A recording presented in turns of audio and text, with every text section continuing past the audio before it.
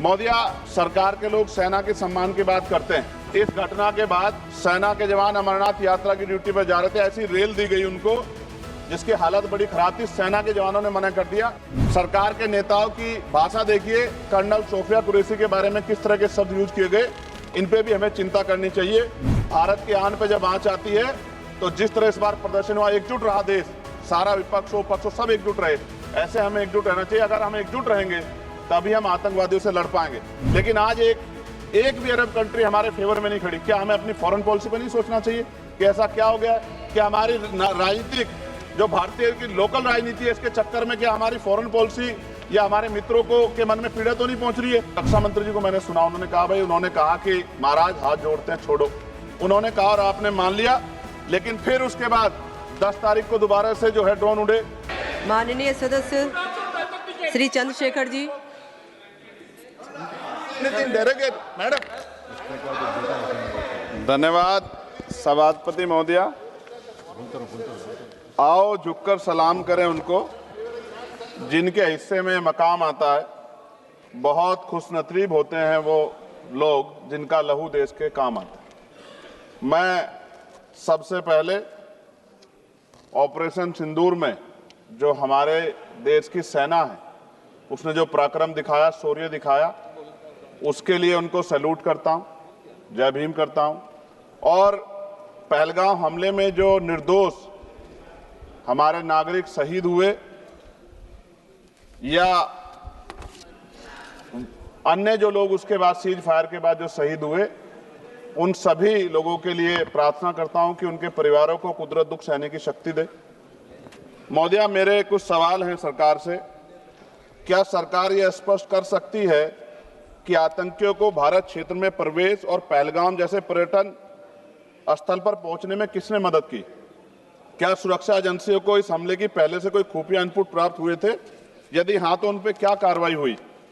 पहलगाम हमले में शहीद हुए नागरिकों और स्थानीय ड्राइवर माजिद खान के परिजनों को सरकार द्वारा क्या मुआवजा और सहायता दिया गई?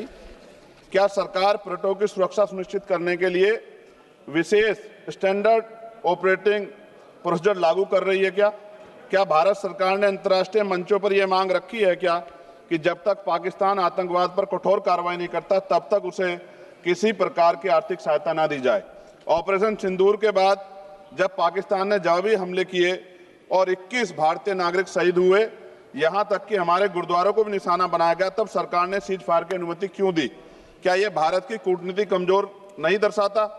सभापति महोदया, मुजफ्फरनगर में हमारे जिला सचिव हैं भाई कामिल, उनके परिवार के 2 बच्चे भी इस हमले में शहीद हुए थे।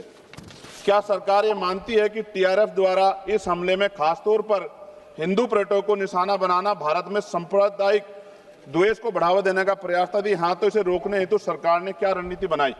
सरकार उस मुस्लिम पोनी ऑपरेटर को क्या सम्मान देगी जिसने अपनी जान देकर तीर्थ यात्रियों की रक्षा की? क्या उसे शहीद घोषित किया जाएगा?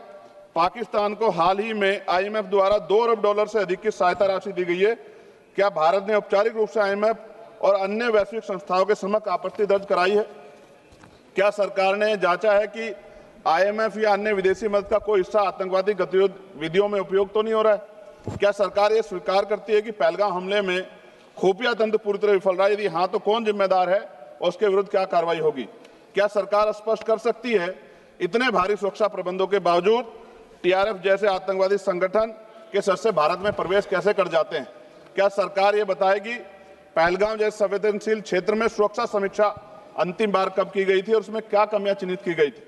प्रधानमंत्री जी ने इस हमले के बाद पहलगाम का दौरा क्यों नहीं किया, जबकि देश भर में भावनात्मक उबाल था?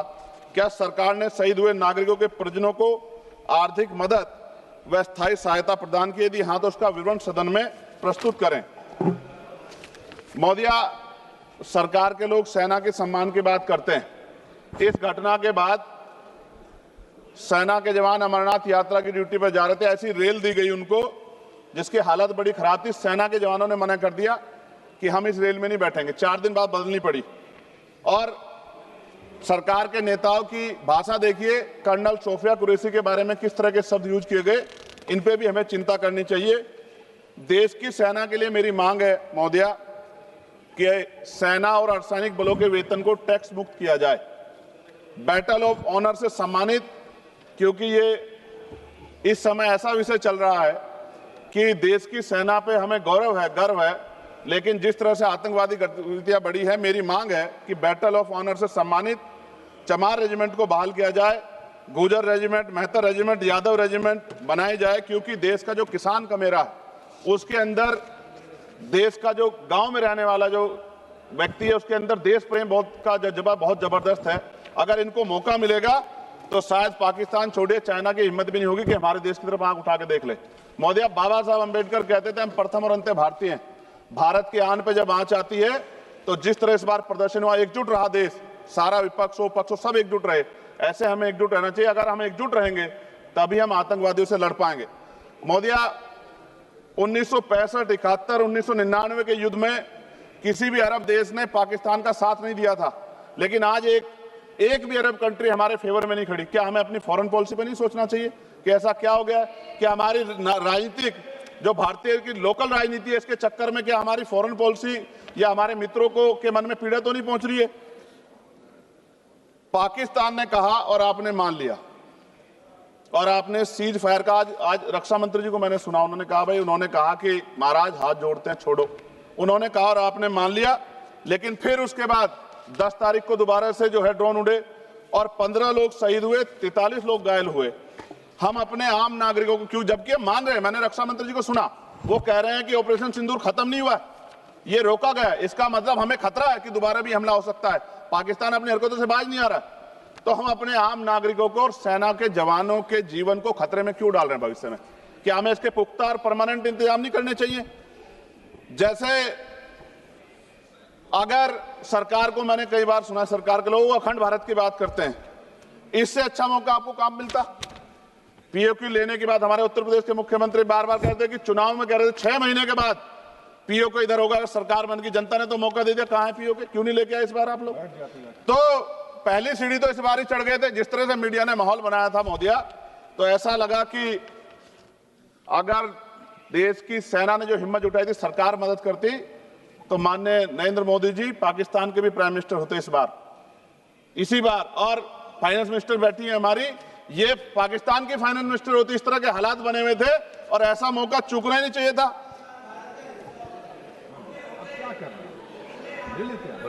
ले लेते, इससे अच्छा मौका कैसे मिलता?